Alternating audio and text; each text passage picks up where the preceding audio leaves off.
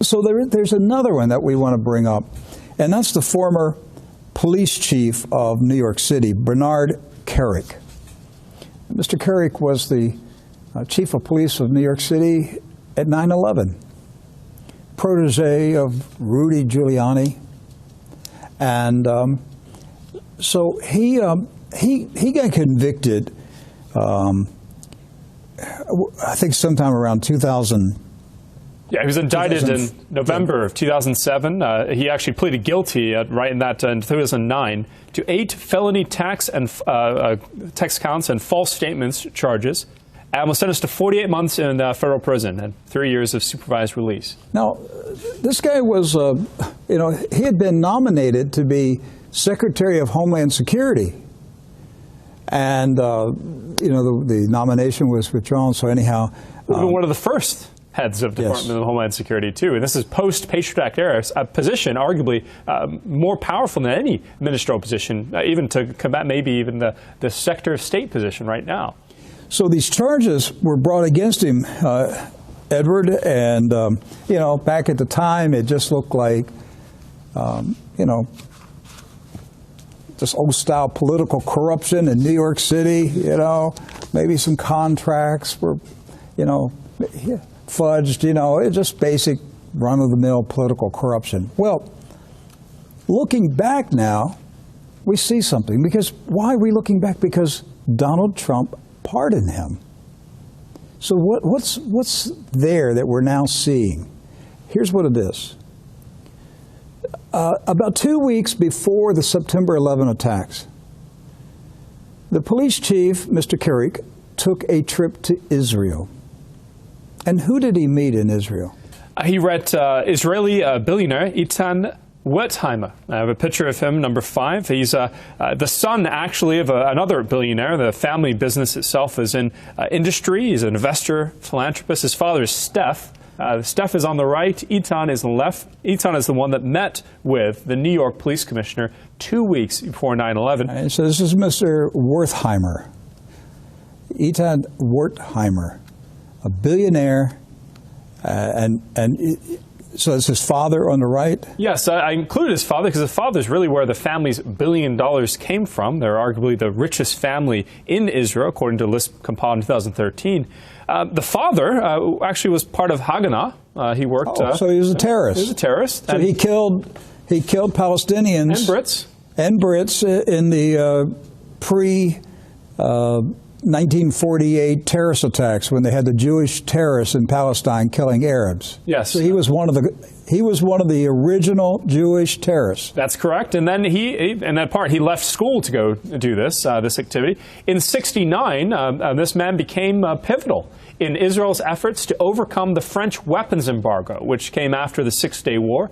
So note that French weapons embargo included the planes used to attack the USS Liberty. So it was after the supply of those planes and parts were cut off. He became the man. He founded Iskar Blades Technology, which helped produce the parts for the industries of war in Israel. Okay, so we'll go back to August 2001, just weeks before the September 11 attacks, and the New York City Police Department Chief of Police, Mr. Kerik, took a trip to Israel, and he met Mr. Wertheimer, the billionaire.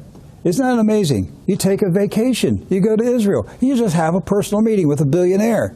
That happens to everybody that goes to Israel, right?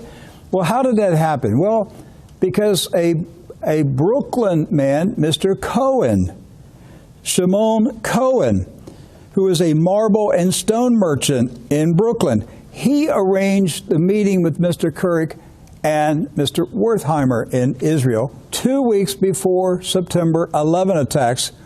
Why is this important? Because Mr. Kerik's the chief of police of New York City.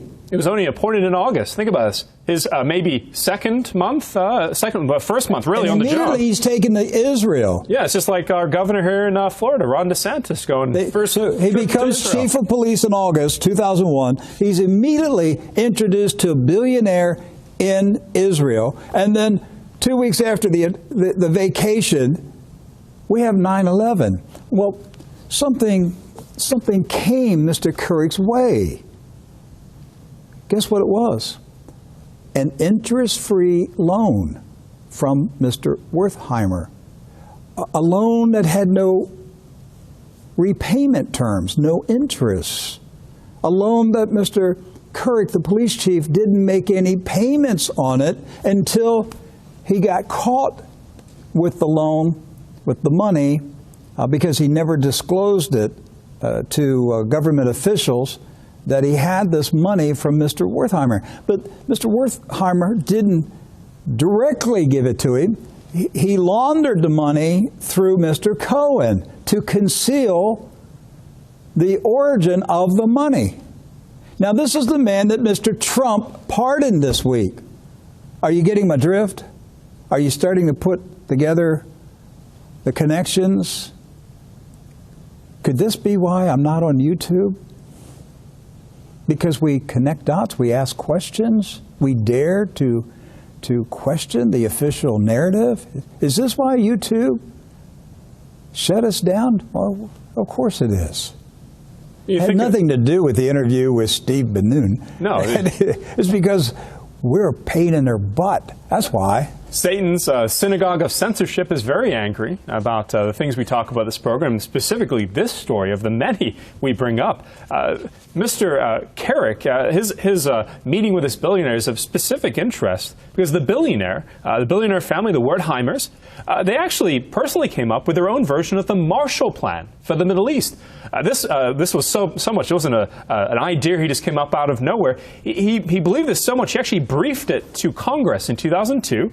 It was going to be a plan to revitalize the Middle East and bring about jobs for Palestinians in the service industry. It's going to create industrial parks in Israel. This really, reading about this today, Rick, it really made me think about the proposed peace plan, which we've now seen as essentially a plan of pieces, a no-state deal. But the Wertheimers, the one who gave the $250,000 check, mind you, through the wife of Mr. Kerik, the New York City Police Commissioner, it was given to his wife. That's how they kept it secret, a check with no parameters. And this, again, was given to him while he was serving as the Interior Minister of Iraq, a U.S. official, mind you, being appointed by George W. Bush to be the interim Interior Minister of Iraq. And he got that job because at the time, this is around 2003, he was an employee of Rudy Giuliani. Oh, boy. Who had a consulting company. And so he was on leave from Giuliani Partners, and then he got the Bush administration made him an advisor to the Interior Ministry for the Coalition Provisional Authority. So this is the man that President Trump decided to pardon. Of all the people, there's not a pardon for Paul Manafort, not a pardon for Roger Stone, not a pardon for General Flynn, but we have a pardon for Mr. Kerik. And want to know here, Mr. Kerik was the famous individual who gave us the story about the Saudi passport that mysteriously didn't burn up in the plane crash. We have the actual picture of the passport again. We can show it's number 4. This was September 16th, 5 days after the worst terrorist attack in U.S. history.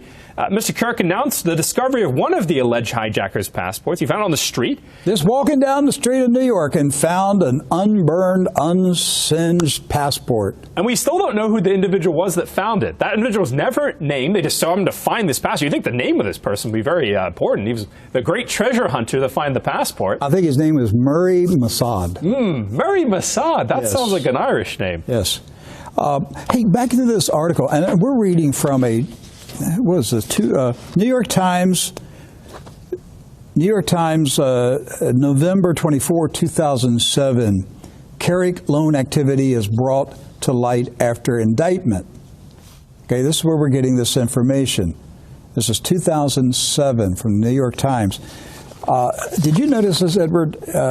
It said, this is towards the end of the article, the real estate developer Stephen C. Witkoff is listed in the indictment as John Doe number 5, and that he paid more than $236,000 in rent for Mr. Kerik from 2001 to 2003.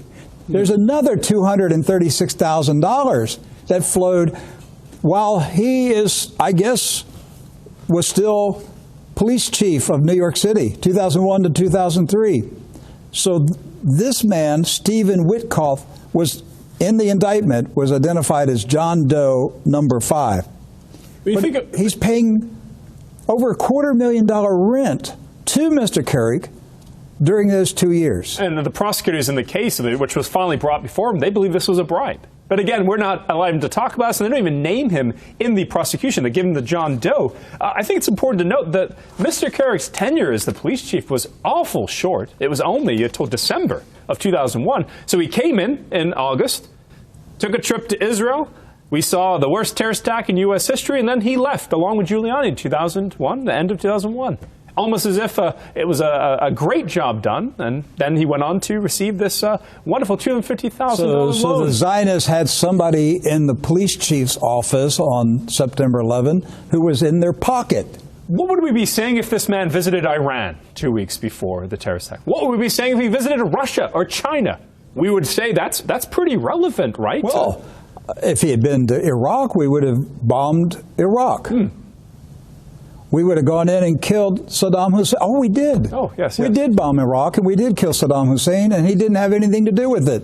But the people who did have something to do with it didn't get bombed. In fact, they're still rocking and rolling, and nobody dares to question them in the United States of America. Well, the synagogue of censorship will say we're obsessed with this. But we're trying to tell you. I'm trying to get canceled. I'm trying to get my YouTube channel canceled here today. Oh, wait. It's already gone. And we're still here. Yes, we are. But look at this. This is a story because President Trump pardoned this man. Yes. Okay, that's why we're talking about this. And who supervised the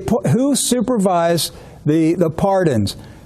Newspapers are saying, without a doubt, the pardons were engineered by Jared Kushner. The same man who engineered the peace deal accord, the same man who reportedly engineered the transfer of spy technology to Saudi Arabia on behalf of Israel. Jared Kushner is an Israeli agent inside the Trump White House. Why doesn't somebody investigate it?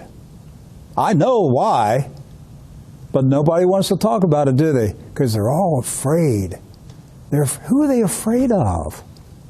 For fear of the... Yeah. For fear of who? The Bible tells us who. It's the same people today. They have their claws in this country, and they're manipulating even the President of the United States. They've got him in their hip pocket. And they've got their little agent, Jared Kushner, inside the Oval Office, getting things done. They got Milliken sprung. They got Carrick sprung. They're getting all their people. Who was one of the first? I think it was the first pardon that Donald Trump gave, and it was to a Chabad meat packer, ran a meat packing company, member of Chabad Lubavitch. And that was the very first presidential pardon under Donald Trump. That's correct, Rick. And again, it wasn't the activities of the president weren't to prosecute his political adversaries. And it's not really adversaries, the criminals that made President Trump's campaign possible. Hillary Clinton, we later learned about James Comey, Brennan, Barack Obama. None of these individuals were prosecuted, but a bunch of people have been pardoned, and that's at the hand of Jared Kushner, an agent of Israel.